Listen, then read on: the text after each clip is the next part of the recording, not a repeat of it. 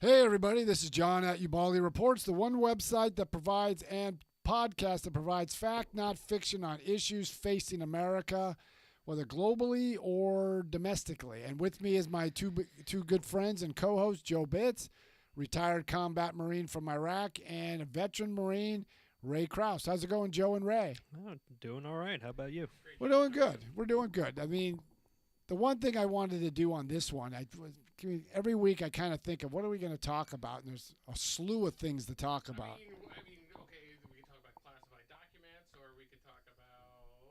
Yeah, I mean, okay, let's begin to just to. No, let's go with the topic. Okay, we can swing it back to the other one, but what I wanted to talk about was wokeism in America, and it seems like, I mean, if you define wokeism, it's just an individual who is offended by everything, and they look at everything through the guise of racism or how it offends them, or they're basically a victim. And we're seeing that in all phases. Well, what prompted that? It just, I think it was always there, but it just seems now it got. I'm saying for you, what kind of prompted you to talk about this tonight? Because I follow, as most people know, I follow Jonathan Turley, who's a constitutional scholar from George Washington, and he's a liberal, but he's liberal, but he can put his liberal beliefs aside and look at things from the law. And every day he writes, if not every day or every other day, he always writes about how colleges are against or trying to suppress free speech for content that they don't like. And he made a comment. He goes, you can support the First Amendment, but you're against free speech. And they did a survey, and I can't remember who did it, but they looked at some of the between 60 and 100 of all the universities, major universities across the country. And almost all of them have no conservative or libertarian leaning professors. They're all one side. And I think we've always been there. Like, you take Yale Law School during the Kavanaugh hearings. Now, whatever you think about Kavanaugh, he was guilty or not, but the Yale Law School sent its students down to protest the Kavanaugh hearings because they believed he was guilty. Yeah. And my question to Yale Law School is, guilty based off what? You're innocent till proven guilty. You already had him guilty in a court of law. So my question is, what are you teaching your students that if you don't like somebody, they're just guilty. They don't need them. And maybe it was in the era of Donald Trump where everybody just despises the guy so much that they're looking past a lot of things. And you have what's going on with Twitter. When Elon Musk bought Twitter, everybody's head exploded, and now he's releasing documents that show the collusion between the Democrats and almost every agency in our federal government to suppress the rights of citizens to hear different viewpoints. The Hunter Biden laptop is a prime example. And they use the term disinformation in a cavalier way. And it goes, what is disinformation? I don't want to hear what you have to say if you go against, like, Anthony Fauci or against science. So with the wokeism, we can always talk about Disney. Wokeism kind of affected Disney. Oh, yeah, big time.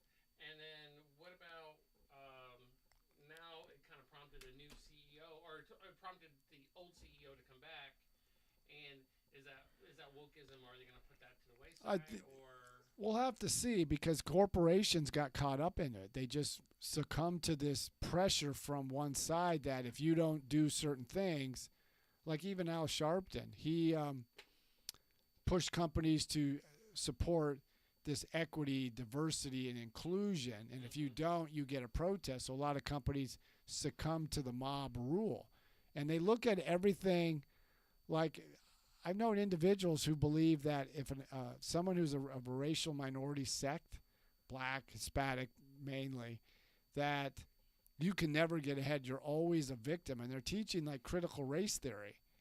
And critical race theory spawned out of the late 1960s, 1970s, where a few African American and other scholars wondered why black achievement that rose so much in the 60s plateaued or regressed from that.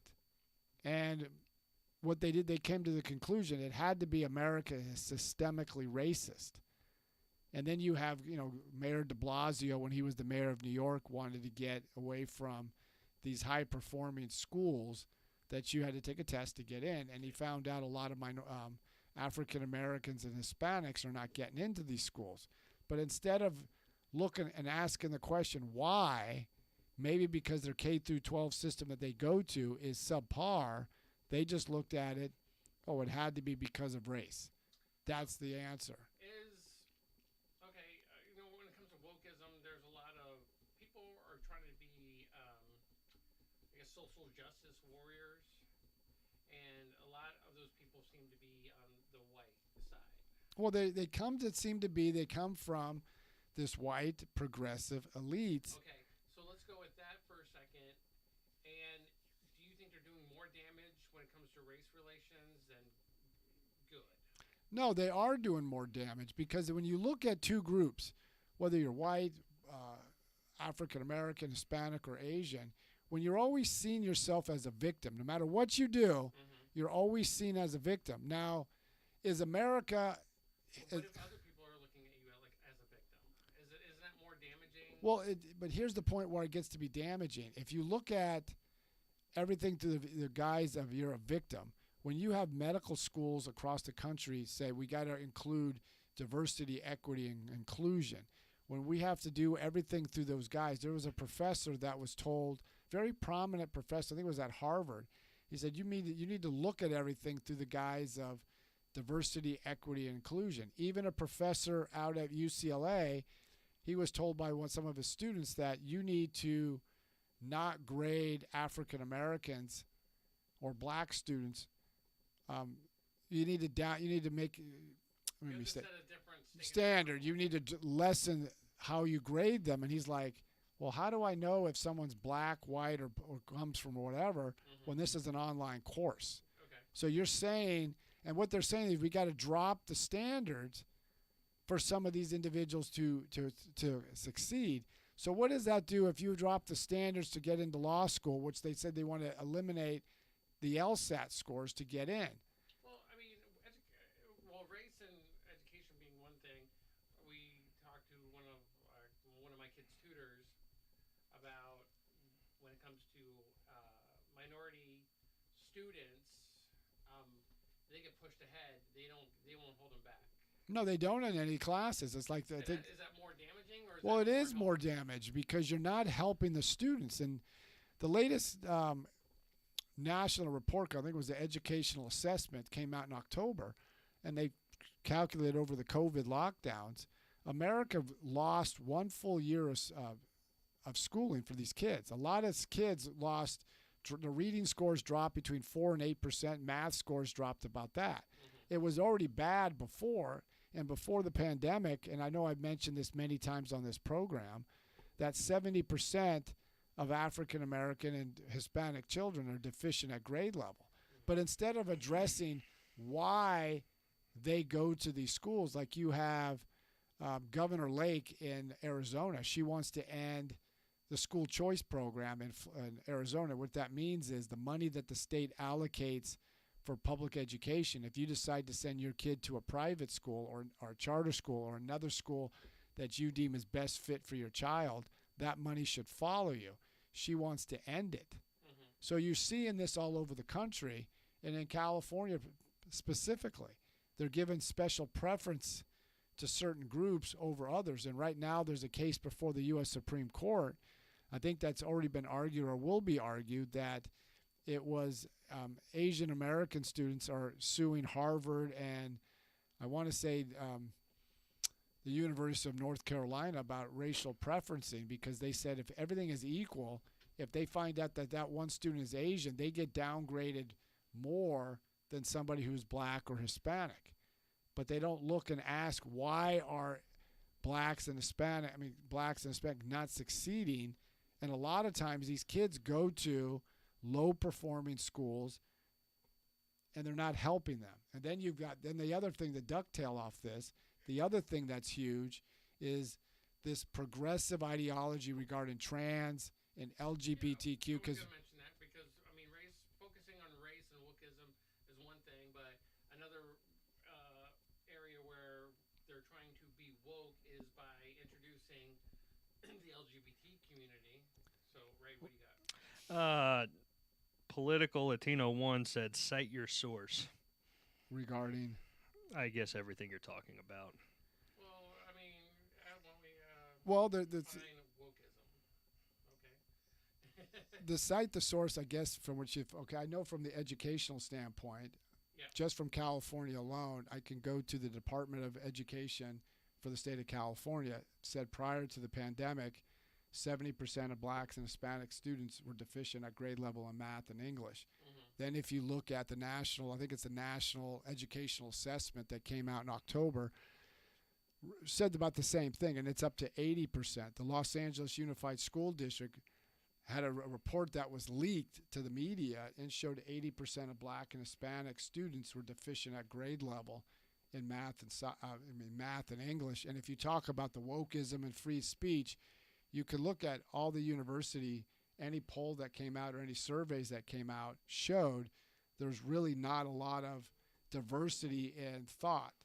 And what I mean by that, you have more liberal and progressive instructors who are free to say what they want, but if you're a conservative or libertarian, there's very few professors who are espousing that. Now, if you're a student, I want both sides of the equation. I remember I was teaching substituting at a prep school, and there was one girl that supported Hillary, one boy that supported Donald Trump, and they asked me, who do you support? And I said, you should know who I support. I told both, do you support your candidate? He goes, yes. Well, debate it, not off emotion. Maybe you learned something that maybe you didn't research your topic, or he or she may have said something that you need to go back and do your research to make sure that your argument is stronger. That's how we learn. When I was in college, that's how I learned. Well, I think was it Political Latino does bring up a good point, and I think we can go around the room and talk about this. But what's your definition or your idea of wokeism? So, John, we'll go first. Then Ray. I look at it as you use wokeism as everything you look at is through the guise of you're a victim, that everything has a racial or some type of social aspect, that somebody wronged you and you are a victim. And you're always looking at yourself as a victim, and you never look at it in a different way. That's all you see is everything is that you're a victim. You can never succeed because somebody wronged you. Well, from my point of view, it'd be almost political correctness in a sense where if you are offending somebody at a minor level or like a minimal level, that anybody will take offense to it and kind of defend that, even though that's not the majority of maybe what people think. So what about you, Ray? I think it has a little bit to do with political correctness. I also think it really has that victim mentality. And actually, I think what we're watching is people use that victim mentality to actually advance to certain spots and jobs. No, I would agree. But we also are seeing if you can't have a different point of view than somebody else. Right. If your view is different, we got to attack you. We got to diminish you. We got to have you fired. You got to destroy you. Your whole life is gone. Your whole life is gone. So we got to get out of this victimization. Now they look at, and a lot of this wokeism goes to American history. Now I love history. American history is dark. Yep. Just like every other country in the world. Now there are positive things of American history, our Constitution, Declaration of Independence. Now they can fault the founders because they owned slaves. But you can't look at American history through the guise of what's it like in 2023. Now, but granted, when the Declaration of Independence was signed in 1776, and then our Constitution in 1887 and 1889 when it was finally ratified, you can look at they did own slaves, but they put together a document that set the tone. Without the Constitution, there would have been no Civil War. And if you look at how their treatment of the American Indians, the Irish, the Italians, everybody had some type of discrimination in the past. Some were worse off than others, especially African, blacks during the Civil War. I think American Indians. A lot of things that we kind of came into, especially we weren't affected, but kind of close to us was when Disney, the LGBT community came out against Disney or Disney came out against Florida for legislation that they were trying to pass, Correct. and they deemed it the "Don't Say Gay" bill, Correct. and And there was that had nothing to do with it. But yet, all these people had a motive or agenda to, in a sense, cancel Florida. Yeah, because the whole point is, it was titled the anti-gay bill. There was nothing about anti-gay. There was nothing even mention of homosexuality. They just said, do not be teaching this stuff from K through third grade. Why would you want to teach things about homosexuality or transgender or any of these topics to kindergartners when we should be focusing on the core subject of math, science, reading, all these things that are going to be tangible. Spelling your name on the top of the paper. Things that we need to learn, but when you push an ideology down to a lower level, and then you have, well, we're going to boycott Florida because we don't like this. I mean, but then it's kind of ironic, those who want to boycott Florida end up vacationing here in Florida. Like Ocasio-Cortez is a prime example. So how does maybe like wokeism, how's it affecting our military? Well, I talk to individuals in the military because I work at a law enforcement supply company. We do get military personnel, and I know a lot of people who work at, because we have a military base in Tampa called MacDill Air Force Base. And I've talked to people who are in senior level high command, and I've talked to people I've talked to one special forces operator who had about 10 or 12 years in, and we spend a lot more time, like that one individual I was telling you about, he spends 2 hours a day dealing with equity, inclusion, and whatever. He's dealing with inclusion, diversity type training. Is that going to fight the war? Is that going to help us win the war? No. And but I secretly think, well, us being in all of us being in a military background, I think when it comes down from up top, it's just like a check in the box. Like every beginning of the year, we'll have like 15 classes on, sexual harassment, do this, do that. And I'm pretty sure this is like in there. And I personally don't think the military give a care. Well, when it comes to this, I think they just keep on doing what they are. And I think it's just like, all right, it's January 15th. Everybody get into the classroom. Don't do this. Don't do that. It's just a check in the box. The other thing is, when President Truman desegregated the armed forces and now they integrated African Americans into the military, there was a lot of problems. And we had issues even going through the civil rights era of the 1960s. But over time, it was weeded out once they put tougher standards in. And then everybody over time got away from, I'm not saying we're colorblind yet, but the ideas of what Martin Luther King, considering we just celebrated his birthday on Monday, Martin Luther King said, I want to be judged by my character, not my skin color. But it seems like today we're reversing what he believed. I think if he came back today, he would be appalled. One, it's what's happening to his community, and two, what's happening to his message. We're looking at everybody through the guise of race. Mm-hmm. That's how we look at it, and everything's broken down by race too. It's broken down by race. Stats, graphs. And it's wrong, and we're not solving the underlying problems. Like like California, and this isn't me saying this to that one individual who wanted sources. If you go to Cal Matters, if you go to New Geography, which stipulates state and local issues, they said an African American or a Hispanic does far worse in California than they do in Texas, the southern states, or Florida. And that's supposed to be the most bluest state in the union. So, Political Latino, he said racism is currently a problem in the military, and I 100% agree with him. And he did claim that to have been an officer in the military. Okay. So, but I'm going to say in general, the onus is on him because there is sexual harassment, there's rape, there's assault, there's drugs, there's a whole bunch of stuff in these communities of our military that still go on to this day. And it's the higher ups, i.e. brass, that is not doing anything about it. They're trying to keep it hush-hush, or they kind of solve the problem one person at a time using UCMJ to do that. But the point that you're making, and I would agree with you. It's just like the whole tailhook scandal. This was in the early, I think it was 91 or 92. Tailhook is a hook that comes off an airplane when you land on a carrier. Well, they made an association called Tailhook, and it was a bunch of Marine and naval officers went to Vegas.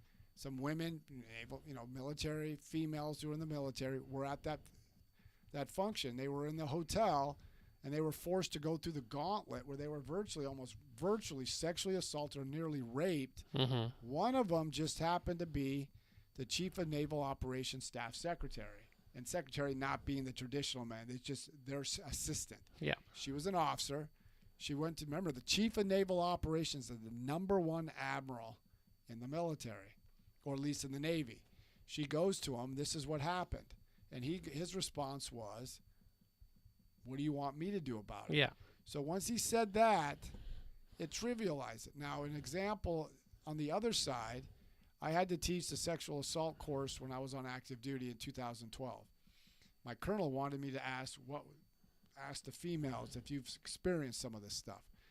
So I asked a bunch of females, and I got pretty good blunt act because they knew that they trusted me that I was going to solve this. Well, there was one female. I said, listen, don't read more into this. You're an attractive female. She was part of the FET program, which is in female engagement teams that were assigned to the infantry units in Iraq and Afghanistan, this being Afghanistan. So I said, listen, don't read more into this. You're an attractive female. Did you experience any of this when you were at the infantry unit? Because she was assigned to an infantry battalion. And then eventually she was working with the companies. And she said, no, did not experience one thing. And I go, okay, why was that? It was apparent someone said something. And I think I know what happened. When they were going to be assigned to a battalion, the battalion commander called, and we've all been in infantry battalions, the battalion commander called his battalion together. And he explained, we're going to have FET Marines or female Marines. They got a job to do. This is what they're going to do. Then he probably said this. If any of you think below your belt and do something inappropriate, I'm going to skewer you to the wall. Yeah. Mm-hmm. And then he told his company commanders, and they probably told their Marines. Well, then the Sergeant Major, which is the senior enlisted to the battalion, he probably had a staff call with all his staff NCOs. And he said, listen, I just want to reiterate what the boss said. If you guys or any of your Marines crosses a line, they better get on their knees and pray to God because he'll have mercy. We won't. And Okay. they never had a problem. But no, I don't. Yes, maybe you didn't have a problem because everybody was able to keep it hush hush. I specifically, especially being an infantry unit, and right too, it's just like as soon as you say to Marines off limits or don't do this or don't do that, agree with you're you. waving the Figure it red out. flag. No, but You I just would- is there blood in the water, and you just No, let but the on sharks. cer- Hey, everybody No, over but here. Joe, I would disagree with that. On certain things, I would agree. Yeah, You say don't go to this club. Someone's going to be in that club. yeah, But on this one, because it was dealing with female Marines and all the problems they've had, I guarantee it because she even said, and I talked to more than one female on this, when the command provides the focus, say, you do this, yeah. this is what's going to happen. And you don't deviate from that. Mm-hmm. And I think what she said, it was correct, is like it was apparent that we were professional, they were professional, but when you know the hammer is coming down and they set the tone, because I've been in units like that, Yeah. on nothing on this case, but when the commander said, this is what's, I had one colonel, the one I served with in Afghanistan, best colonel I ever had. He was old school. You did certain things a certain way. He said, do things legally, ethically, and morally. But if you crossed and did something you weren't supposed to do, he had no mercy on you. Yeah. But And I had another commander, goes by what you said. He's given direction, but he was wishy-washy. You never knew, as we call it, as you know in the Marines, the right and left lateral limits. You never knew where the dividing line is. Yeah. So on a lot of these things, we're always going to have racism. I'm not trying to mitigate that, so there's not racism out there in America, there's not sexism. But the way to stop it is if you see it, do something about it. Yeah. Slam it down. But when you look at everything through the guise of racism or the guy that you're a victim, that's all you're always going to be is a victim. And that's where I think we're at. Like, even for us, I've been blocked on this TikTok or Facebook or Twitter and other things because someone didn't like what I said. I remember on TikTok, I said something, someone didn't like it, so I found out I was banned for a couple days. Yeah. So we need to get beyond that, and we need to, and both sides have to stand up to it. But it seems like one side can say what it wants, the other side can't. Or they make look at during the election, how many times they call Republicans racist. That term always comes out based off what? Well, the way it appears to me is that they have a smaller voice, but it's just the media that amplifies it. Well, but the media but look at the president. The president believes this country is systemically racist. He said that numerous times. You mean the same president that said, if you don't vote for me, then you're not black. And this is the same president who said, for the reason why a lot of African Americans and Hispanics don't get the vaccine because they don't know how to use the internet, or the reason why there's not a lot of black and Hispanic business owners because they don't have attorneys. His own attorney, or he didn't even know his own Supreme Court justice that he put in there doesn't even know how to say her full name. Okay, but then the other thing. Okay, but listen to those things I just mentioned. Did anybody call him out on that? No. So as one side says something racist, you should slam them on it. But your side does the same thing, and you're quiet. You're eerily quiet. Yeah, I haven't seen a Black Lives Matter protest. I mean, but when you use it, like, look at the Jesse Smollett issue. He threw out the charge of racism and homophobic because he was attacked. This was, I mean, anybody with a 2 minutes of investigative experience would have said, you're out there saying you were claimed that you were attacked by a Trump supporter. This is MAGA country. This is Chicago. It's which is probably 90% Democrat. You're out at 2 o'clock in the morning during a polar vortex. You're holding a sandwich from Subway in your hand, and you never dropped the sandwich, and you are fighting off 2 people. Yeah. Really? And then you had a noose around your neck. I have a friend who I served with who's African American. He said, the first thing I would have done is take the noose off. Why did you keep it around your neck for hours? But everybody rushed to judgment. And our media, like you said, is the worst. All I have to tell people is go to the Society for Professional Journalists Ethics Code. It's like the Hippocratic Oath for journalists. And the journalistic standard today has been violated on everything. The comments have slowed down. So, I mean, it's just, but even tailoring back to the original thing I was mentioning is, look at the Philadelphia Flyer hockey player. Look at the backlash he got because he didn't want to wear a jersey with LGBTQ colors on because that violated his religious belief. Yeah, I mean, I agree with him in a certain point. Is like, I'm accepting of a lot of things, but as soon as you start forcing it on me, but I have that reaction of like, I don't want to do this. Well, but see, that's what's going on now. We're forced to do things. Yeah. You're forced, and if you don't wear something or you don't support, or look at the female soccer player, I think it was from Virginia. She didn't want to kneel for Black Lives Matter. Her coach pressured her, and she said, I'm not doing it. And then she eventually lost playing time. She was a starter. Then she was basically kicked off the team. Look at the vaccines. Look at what they did to people, shaming, bullying, all that just to get a vaccine that we don't even know that works. Well, here's a point on that. It's going to be my article for next week. President Eisenhower, in his farewell address, everybody can remember or know about be wary of the military-industrial complex.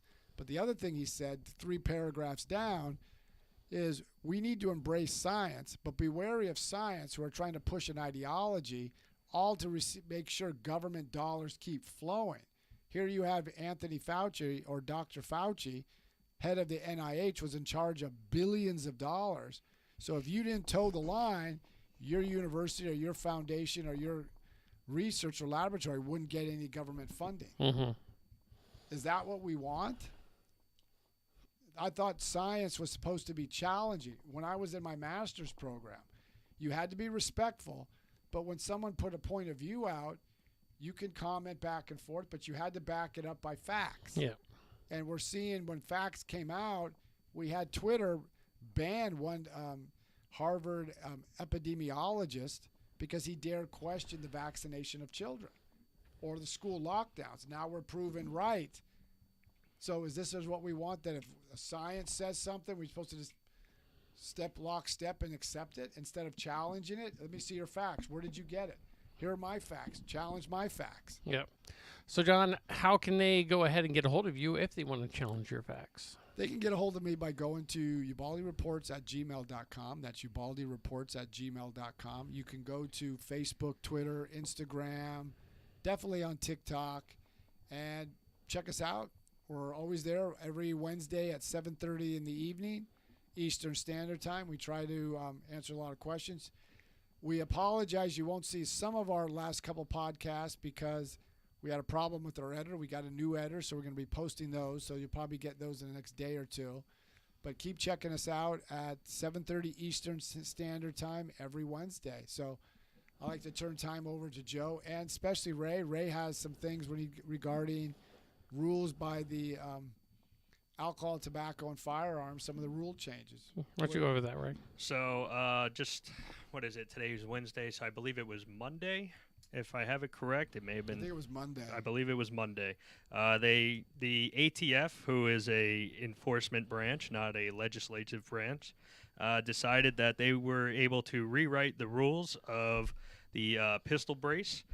So if you have a AR pistol, AK pistol, anything with the pistol brace on it, right now that is deemed outlawed. You have to register it as a Class 3 item. So that would be a $200 tax stamp, fingerprints, and ID. Per year, or no, just a one-time money scam. okay? That's pretty much what it is. That's all a scam. So right now, the recommendation is you have 120 days to register this item. Right now, what the lawyers are saying is to hold off on registration because as that ruling was made official, the FPC, the Firearms Policy Coalition, filed a lawsuit immediately. So we will see where that goes in court. So just know that right now it's banned. It's not legal how you have it right now without a Class 3, but don't register anything yet until we see what happens in court. But I think the point that Ray's bringing up is you may agree with the ban. Fair assessment, you may agree. But do we want executive agencies to rewrite the rules? Now, the Constitution is explicit that the legislative arm is in the Congress. It's just like a couple recent Supreme Court decisions on gun issues, but also on the EPA. Mm-hmm. Did the EPA overstep its bounds? Did Congress give them the mandate to make all these rule changes? Now, some people can say, well, Congress will never go along with it. We'll never get that to pass. Okay, maybe so, maybe not. But that's that's what democracy is. Do we want executive agencies, unelected bureaucrats, making law? Because think about this.